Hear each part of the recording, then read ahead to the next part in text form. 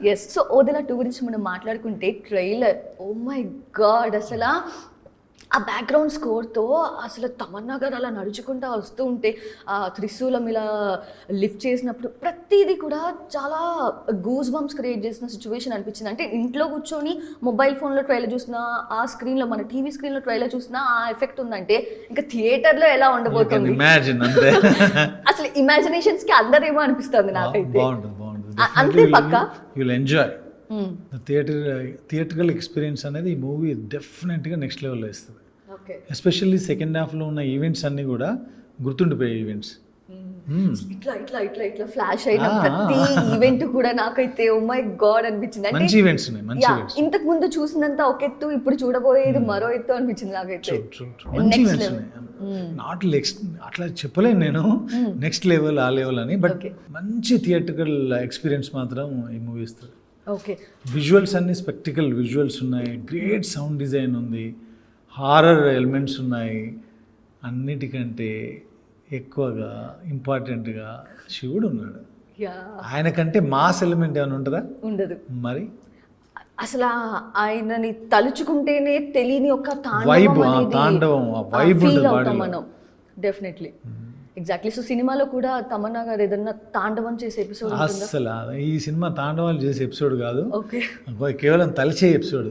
నమశివాయ అనే మంత్రంతోనే ఈ పంచాక్షరి మంత్రంతోనే ఎలా యుద్ధం చేసింది అనేది ఈ సినిమా. అయితే డైలాగ్స్ విషయానికి వస్తే చాలా ఇంపాక్ట్ క్రియేట్ చేసేలా ఉన్నాయి. సో ఆ డైలాగ్స్ని మీరు తమన్నా గారితో చెప్పించేటప్పుడు ఆ సిచ్యువేషన్ ఎలా ఉండుంటుంది అని చెప్పి నేను అంటే చాలా టిపికల్ ఉండుంటుంది కదా. నేను ఒకసారి విన్నాను, తమన్నా గారు మీరు ఏదైతే నెరేషన్ ఇస్తారో డైలాగ్స్ కానీ సీన్స్ కానీ అవి మీతో రికార్డ్ చేయించుకొని ఆవిడ అవే విని విని విని మోడ్యులేషన్ అంతా కూడా స్టిల్ అలాంటి ఓల్డ్ స్కూల్ ఇంకా కంటిన్యూ అవుతూనే ఉంది. గ్రేట్ అసలు. ఇప్పుడు ఈ 'ఓదెలా 2' కూడా సేమ్ డైలాగ్స్ అన్ని కూడా మీతో చెప్పించుకొని రికార్డింగ్ తర్వాత ఆవిడ విని నేర్చుకుంటారు. తమన్నా ఇంతకుముందు నేను రచ్చా చేసినప్పటికి ఇప్పటికీ అసలు లాట్ ఆఫ్ డిఫరెన్స్. క్యారెక్టర్ని అర్థం చేసుకోవడంలో కానీ, పర్ఫామ్ చేయడంలో కానీ. ఇప్పుడు ఏంటంటే తనకు చిన్న చిన్న న్యూయాన్సెస్ కూడా తెలుసు పర్ఫార్మెన్స్లో.